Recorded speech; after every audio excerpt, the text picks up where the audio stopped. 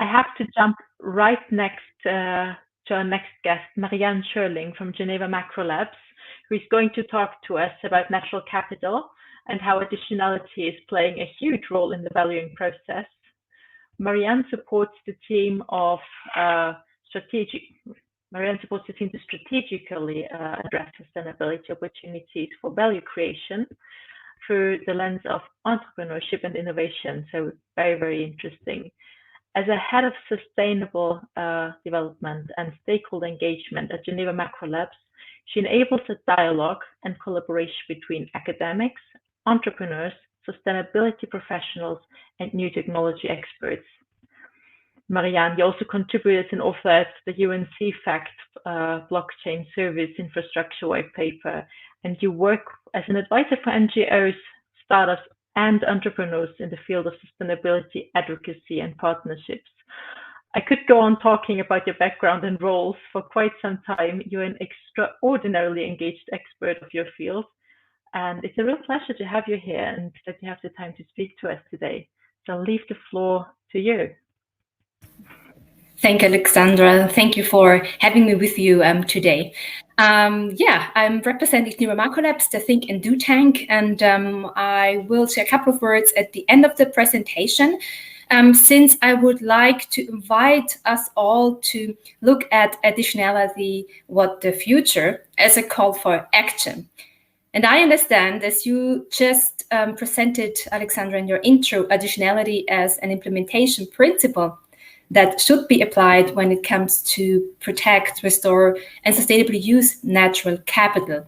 And the underlying question to my presentation, therefore, is how to prove additionality. Just give me 1 second. I will share my slides that I've prepared for you. Perfect. Thank you.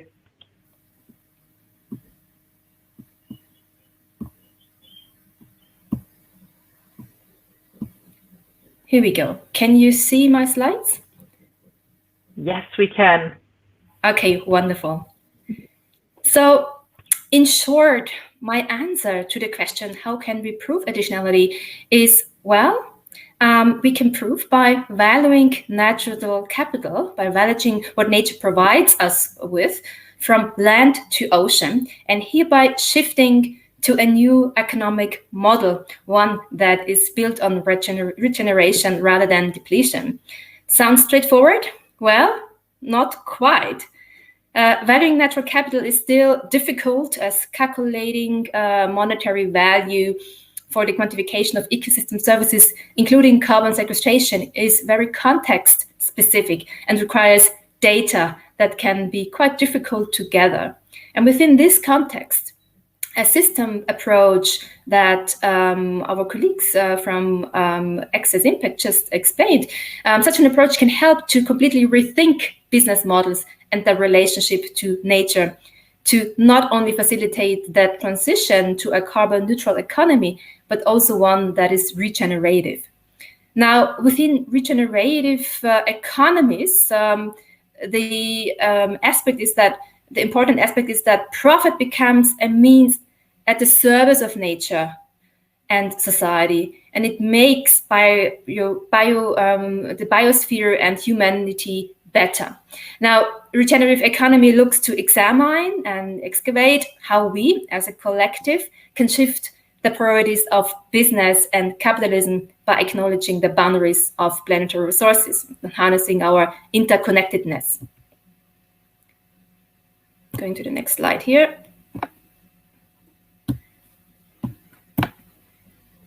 So, in the recent years, we have heard more and more about the need to reduce our environmental impact.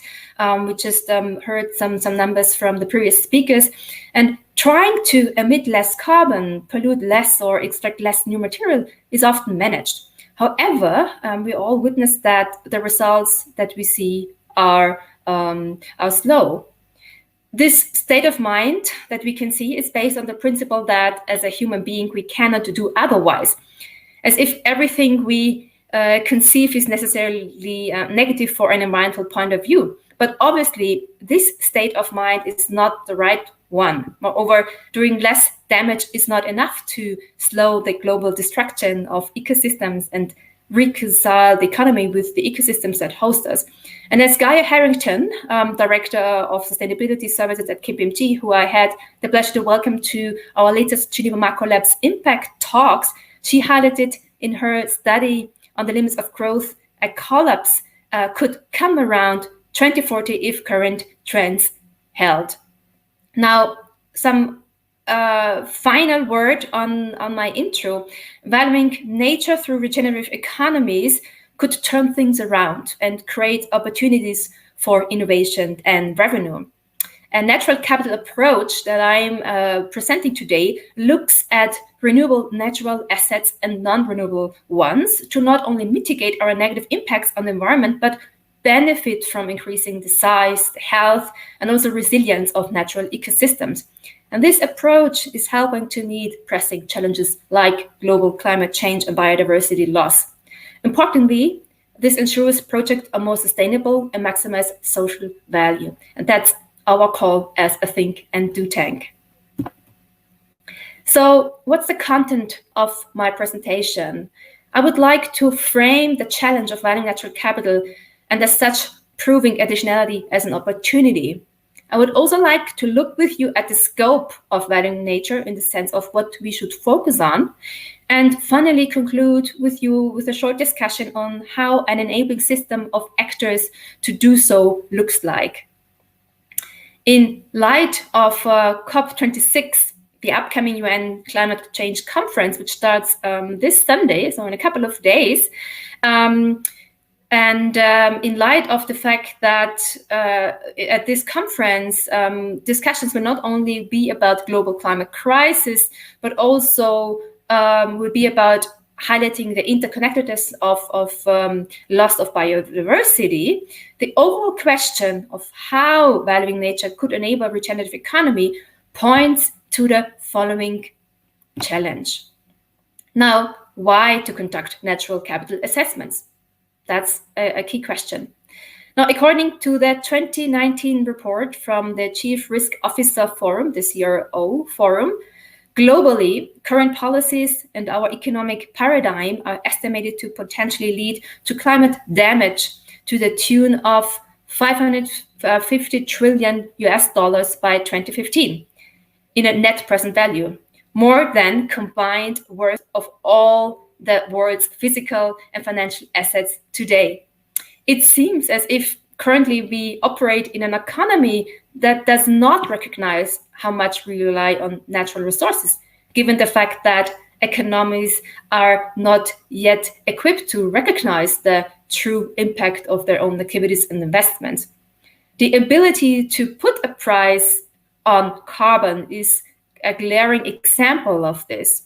Now, the absence of carbon pricing in the past allowed economies to develop in such a way that CO2 pollution is seen simply as a regulatory issue and prevents us from recognizing that our failure to meet climate targets is already changing the biosphere today and will continue to undermine productivity and increase physical risks. Now, while the GDP, which is the golden standard of economic indicators developed over 80 years ago, is still used as a primary benchmark for measuring a country's economic growth. It is of little use when it comes to sustainability challenges because it does not capture natural capital. At least this is what we have seen in our work as a think tank here in Geneva. However, if we use to visualize economic growth dependency on nature, then it reveals that over half of global domestic production depends on high-functioning biodiversity and ecosystem services. Now, if we want to understand this challenge as an opportunity in economic terms, we can understand natural resources as assets or as capital. To give you some numbers, more than $44 trillion of economic value involve activities that are moderately or highly dependent on nature, as the World Economic Forum suggests. An estimated 1.2 billion jobs rely on effective management and sustainability of ecosystems, says the World Business Council on Sustainable Development. And 70% of people living in poverty depend on natural resources for their livelihoods.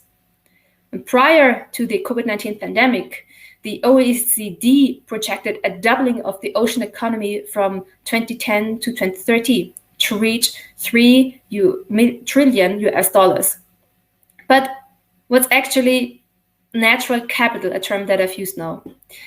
Well, despite some shortcomings of this metaphor, it's widely used to define the stock of renewable and non-renewable natural resources to yield a flow of benefits to people.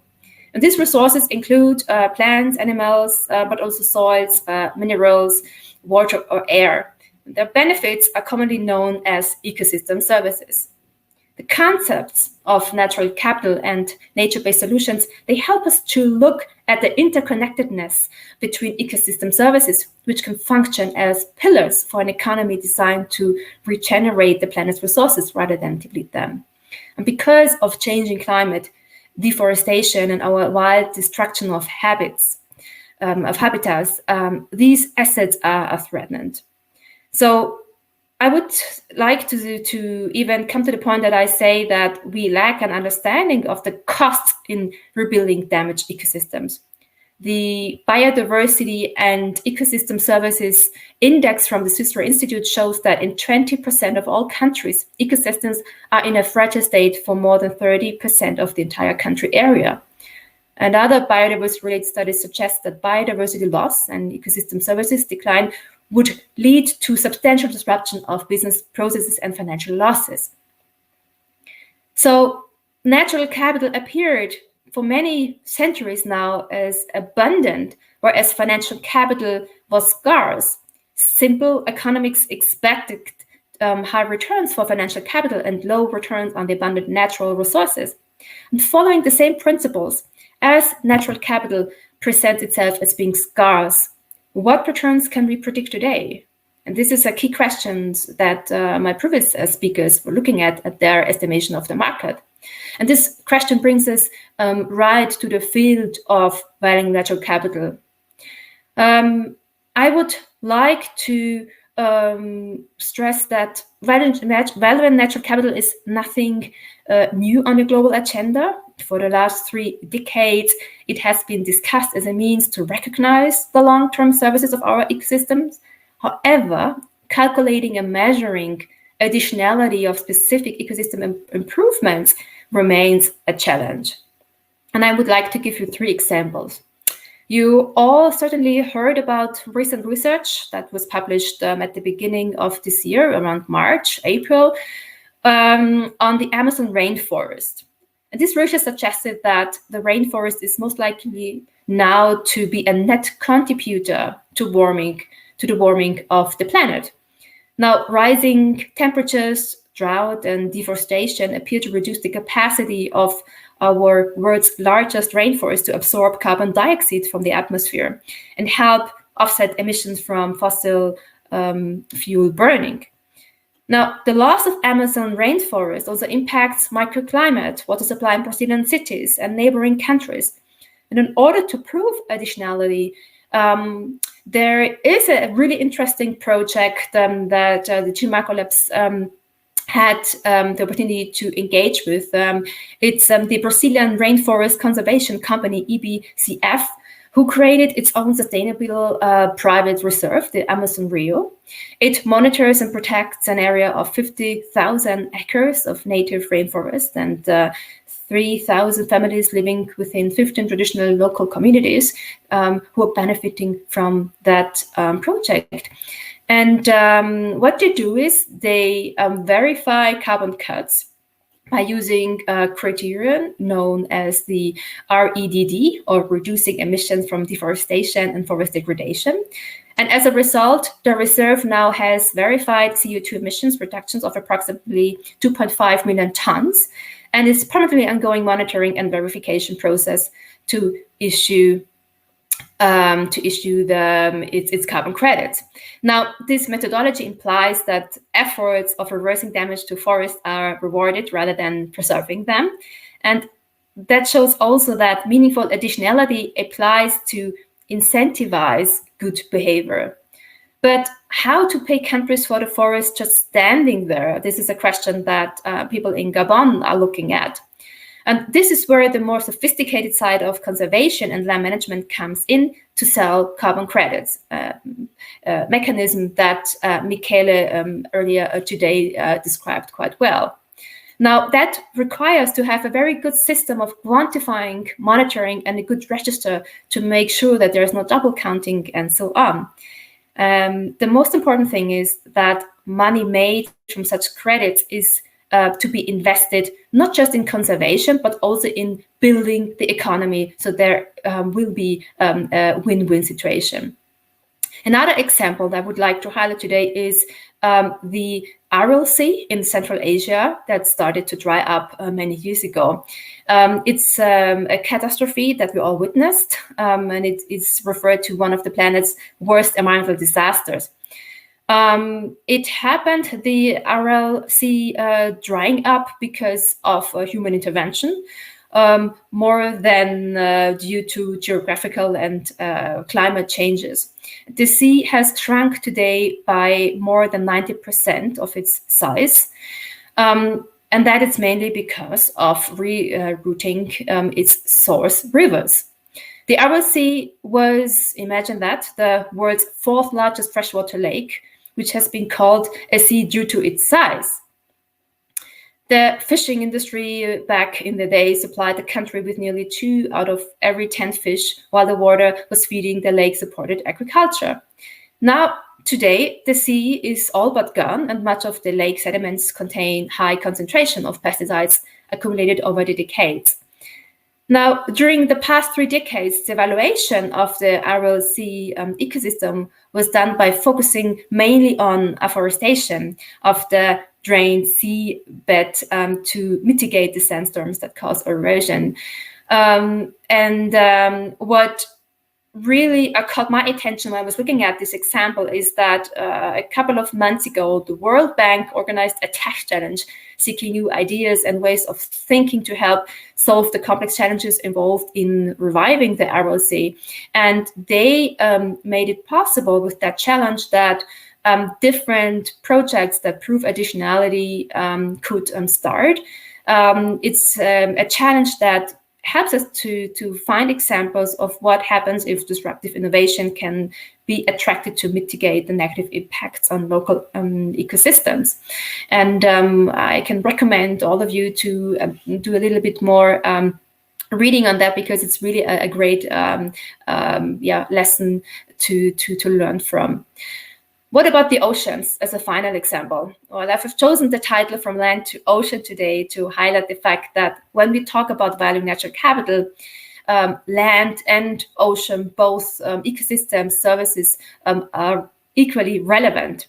While we see some progress in ensuring the importance of sustainable land usage, we seem to be unable to truly grasp the long-term services the ocean provides to the planet. The world's largest ecosystem are the oceans. They are home to, the oceans are home to 80% of the planet's biodiversity and account for more than 97% of its water.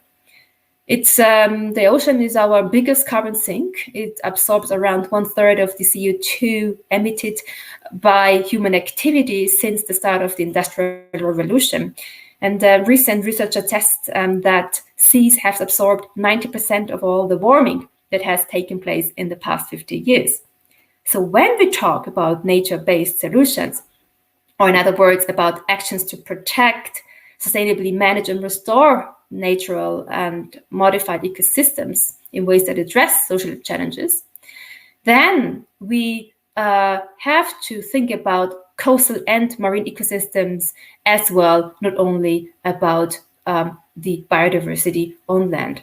So what should we focus on? What is the scope of valuing nature? Key to the understanding of the value of ecosystems is to gain insights to the services they offer, the possibility to benefit from them, and also the trade-offs. Some experts argue that ecosystems provide around $100 billion of free economic services per year. $100 billion per year. So what are these services? How come that we have such a high number? Well, in case of the coastal and marine ecosystem, services include provisioning services, supporting services, regulating services, and culture services. An example for provisioning services is the building materials and fisheries that the oceans provide. Supporting services include the life cycle maintenance for both fauna and local communities. Regulating services include what has been referred to already to the carbon sequestration and storage, the services that oceans provide. And last but not least, the cultural services, which relates to tourism benefits and recreational benefits as well. So what are the benefits of investing into these services? Here, I would suggest to look into economic, environmental, and health benefits. Economic benefits include the fact that nature-based solutions create up to 10 times more jobs than investment in the oil and gas industry. Environmental benefits, they point to the fact that nature-based solutions provide climate mitigation solutions costing as little as $10 per ton CO2 equivalent, which is already competitive on the voluntary carbon market. And last but not least, health benefits. Natural capital investments also improve well-being and reduce health risks by enhancing local cooling effects and also improving air quality. As it comes to concrete financial calculations of nature value, some researchers and experts have started to develop new concepts and tools. And one that we discussed several times with our Geneva Macro Labs community is the concept of Ralph Jami and colleagues. They highlight that externalities as well as opportunity costs, and here make it very ever more likely to attract investment, that help to conserve and restore ecosystems. And most importantly, such calculations, they provide relevant prices to properly assess nature services, and I will come back to that in a second. The capacity of ecosystems to capture carbon emissions is now nature's best known contribution to the general public and scientists. And I just prepared a slide that shows the services of coastal ecosystems on blue carbon wealth. Blue carbon is one example. It provides very important services to mitigate carbon emissions, but there is a growing recognition that building with nature can generate triple bottom line benefits for people, climate, and nature. And the overall asset value of the global ocean has been estimated about $24 trillion, providing annual goods and services worth at least $2.5 trillion. A number of marine species provide substantial benefits in this area, and among many others in the oceans and the shores, it is the great whales who stand out by their services. This is a topic that is right now hugely discussed and debated, and I'm very sure that this will be as well discussed at the COP26 discussions in a few days. In 2020, to summarize the discussion, Jami and co-authors, they established estimates regarding the value of the blue carbon amount to roughly $2 million of the lifetime of an individual whale, which is close to 14% of the US GDP in 2021 for the total global whale population. And as Eckhard Enz, our president of Geneva Macro Labs, highlighted in one of his latest think pieces, such estimates are highly dependent on the average price obtained on trading platforms, such as the European Carbon Emission Trading Platform. In 2020, last year, the price per ton stood out as being at $24.7 but has increased to more than $60 now this autumn, which brings finally the value of a single great whale closer to $5 million over its 60-year lifespan, or the equivalent of 34% of the USD GDP for the entire stock of whales. These are huge numbers, but they show the importance of recognizing the value of different species and of ecosystems. Other marine ecosystems that also contribute to our carbon footprint are coastal ecosystems such as mangroves, salt marshes, and seagrass meadows that are important global carbon sinks. And in fact, the recognition of their importance prompted services. It prompted the invention of the term blue carbon in 2009. So it's already a while ago, but a lot of new data has been gathered since then. Consequently, conservation and restoration of such blue carbon ecosystem is considered to be a key contribution to ocean-based activities to climate change mitigation, and it also has received considerable attention. However, and that's an important point to make, there is still substantial uncertainty regarding the spatial extent of blue carbon ecosystem and the factors that are influencing their carbon sequestration and storage potential. So a lot of research is still needed in that area. And another challenge remains with the fact that no market so far exists for blue carbon. No property title on ecological services can be enforced, and incentives to compel with legal protection provided by national regulation or international treaties are relatively weak. So what could be a step into the right direction to establish a binding legal framework? Now, we at the Geneva Macro Labs, we would say a first step would be declaring nature as a public good, but whether international agreements can be reached quickly enough remains unclear. It's important to note, finally, that when we talk about valuing nature capital, engaging with policymakers and elaborating with them a business perspective on natural capital at global events and key moments, such as COP26, plays a significant role on how well we advance. A few words about the underlying assets for valuing natural capital. I suggest that in order to have a sound methodology, we need to look at three types of underlying assets, or underlying natural capital assets. First of all, we need to look at sustainable production. Second, we need to look at nature regeneration. And third, conservation. Conservation is the protection and preservation of ecosystems, and it can be a conservation of the terrestrial or marine areas through plant management or with the implementation of protective measures. A key obstacle to our calculation concerns the cost of ecosystem conservation, because maintaining and restoring ecosystems in order to make the most out of their service to society comes with a price, regardless of whether our current undervaluation of nature is already priced in. So how the price in factor is built up, it remains as well one of the challenges that we are looking at. So why am I all sharing this? Because we at the Geneva Macro Labs, we are currently exploring a possible more successful approach to value natural capital. By looking into tokenization of the services great whales provide, our project that we are working on right now aims to setting a new certification standard to be globally recognized. The proposed approach that we are building on enables the financial markets to protect marine assets by investing into ocean and whale-driven carbon sequestration credits. And for the first time, and that's something we're really proud of, marine assets will be able to be qualified as a standardized underlying asset for financial markets products. So impact investors can then fill the gap to finance the preservation of the world's precious ecosystems through blue carbon credits and blue carbon tokens. Investors in such tokens would then receive in return carbon emissions rights as currently traded on various platforms.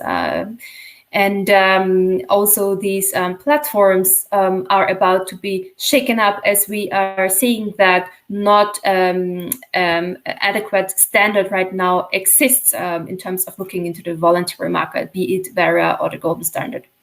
The investment that is made to such tokens will be then used to help local communities in their efforts for ecosystem conservation that will contribute to the safeguard and ideally to the growth of underlying natural capital. So I'm coming to my second last point, in fact. The attractiveness of the solution that we are working on is that it relies on a newly established digital infrastructure that does not require strong legal protection or investment in administrative capacity by national governments. Rather, it can and should rely on local initiatives and communities who would directly benefit from their ecosystem conservation efforts, contributing to the wider UN Sustainable Development Goals. We see technology partnering with science and enabling governments, making positive impact because of a common goal. The potential now for understanding the true carbon value is dependent on the access to science we have. And this is where the tricky stuff starts. It's not easy to get the data, for instance, on the great whales, carbon sequestration services in areas that have never been accessed by human mankind. A new analysis from the WF and the Metabolic Institute just got released, and it finds that under the business as usual scenario, 66% of listed companies face ocean-related risks and could lose up to $8.5 trillion in ocean investments over the next 15 years. So here we can see the urgent need to look into such an approach where we do something against the declining ocean health and look into how we can work towards mitigating the effects on climate change. We therefore believe at the Macro Labs that a true multi-stakeholder approach allows for helping impact investors to become leaders in marine mammal science, also underpinning conservation best practices and using technology as a means to deliver global targets. My second final slide now shows you how the enabling system of actors could look like or will be looking like for such an endeavor. It's actually my favorite question of how does an enabling system of actors of natural capital look like? As a stakeholder engagement head of our think tank, my job is to bring together leading minds with entrepreneurial spirit and sustainable finance so that we can successfully jumpstart impact projects to address global problems. And we believe that the most innovative ideas only emerge from collective intelligence, which we foster by connecting idea generators, impact investors, and implementers. And these actors are part of a broader enabling ecosystem to raise awareness on the urgency to change behaviors and market practices. On the slide, I've summarized the enabling system of actors that we believe need to work together to demonstrate the economic profitability of investment in projects related to valuing natural capital. And you might wonder why I'm highlighting here on the slide think and do tanks. Well, together with my colleagues, I looked at the challenge of how to enable and amplify best cooperation between the public, the civil, and the private sector for accelerating the implementation of the SDGs. And therefore, we started an initiative called Geneva Impacts, where we connect key stakeholders of our community with startups and international teams to address global challenges. The project on the tokenization of ocean assets, of the services of ocean assets, is one example of such projects. It's a project that is valuing natural capital through blue carbon tokens. And this endeavor demonstrated that think and do tanks are well positioned to orchestrate innovation projects in a way that allows for designing and measuring impact. So what did we learn about regenerative economies or economics? So regenerative economics go beyond a carbon neutral economy. Instead of simply focusing on not adding additional harm, the focus is on the question, how can the entire ecosystem be served? In fact, the typical sustainability roadmap looks almost exclusively inward, taking stock of the existing emissions footprint, setting mitigation targets, and then developing a plan to achieve them. These approaches ignore a critical overarching point, which is that the transition to a low-carbon economy demands the synchronized transformation of multiple independent and interdependent systems, hence a systems approach. Besides philanthropic donation, carbon credits are one of the ways to finance nature-based solutions. And the time, to me, seems ripe, considering that the net zero commitments by companies have more than doubled in the past year. And the scale of nature-based solutions and offset pledges is rising accordingly.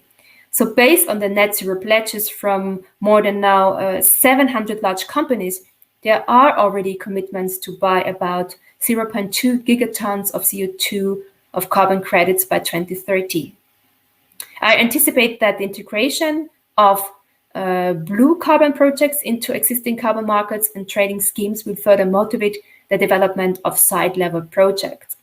And blue carbon projects like ours show that enhanced climate action towards a low-carbon future challenge how business operations impact their ecosystems. So responses to changing climate must be backed up by joint action to successfully transition to a low carbon footprint.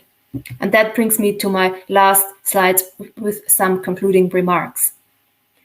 Despite evidence of all these benefits, valuing and investing in nature represents still a missed opportunity. And it's something think and do things can contribute to change that. The quantification of ecosystem services, for example, carbon sequestration, is very context-specific and requires data which prove additionality. Third, the demand for natural capital solutions is climbing. And last but not least, solutions based on natural capital can help address the conversion crisis of climate change and nature loss, while delivering sustainable development in line with the United Nations SDGs. Thank you, Alexandra. And I'm now finishing my presentation. Thank you very much. That was super interesting, at the same time quite scary if we don't mitigate the greenwashing here. That's also one of my first questions. How do we respond to the risk of greenwashing in the field of national capital? That's an excellent question, Alexandra. How to respond to the risk of greenwashing? Well, I would say with the increasing interest in tradable blue carbon tokens, there is a need for increased responsibility of the impact investment industry to maintain credibility and deliver legitimate science-based solution accordingly. And the tendency for speculation that immediately comes up when we talk about tokenization, credits, tokens, money-creating money schemes, they emerge with the gradual decoupling of the real economy and the financial sector. So our impact projects at the Geneva Macro Labs show that the risk a greenwashing reputation is rising can be responded to look into which partners are you choosing to implement the projects. By collaborating with the right international and recognized partners who all deliver against targets of environmental protection, against SDGs, allows for developing sound interventions against the risk of greenwashing. And I've used a lot of times now today in my presentation the term regenerative economy. In fact, regeneration in our economic spheres looks into cooperation rather than competition. Cooperation between actors promotes a horizontal collective intelligence, where each one is considered as its true value. And this is the spirit of cooperation encourages, I believe, true equity between species and permits a better dissemination of information to prevent the reputational risk of greenwashing. And I would also say that in particular to the carbon credits market, they have been around since the late 1990s, so it's nothing new, nothing that we haven't seen before. It has long been possible to offset, say, the emissions from your holiday flight or the emissions of building a house, whatever, by buying carbon credits. You supported planting trees in Amazon. Now, along with Vera and the Geneva-based gold standard, there are good practices now in place to prove the additionality and to prove the long-term impact of projects that claim to do good to the environment and to humanity, and to prove that what they are doing is stabilizing our environment, our planet. Terrific. Okay. Very, very interesting. I have so many questions. Unfortunately, the time is flying, so I have to decide which questions to ask. I have to be selective. And something you mentioned already is that countries are aware, mostly looking at their GDP as a measure of success. But how can we actually convince them to measure more natural capital? And it is as important, if not even more important than measuring the GDP. So how can we convince them? Well, in short, by understanding well the business case behind it. The sustainable agenda is at the center of the global and national discourse. And when it comes to the recovery of the COVID-19 crisis, we see that countries started to look for a green recovery and a chance to recover better. So there is already this, I would say, an awareness that if we build back, we need to do it better than before. And there is, I would say, a general appetite of countries to measure their natural capital and to benefit economically from it. The area, the rainforest in Gabon, the second largest rainforest in the world, is a good example where there is currently a new carbon market created to link the link the financial market with the environmental endeavors.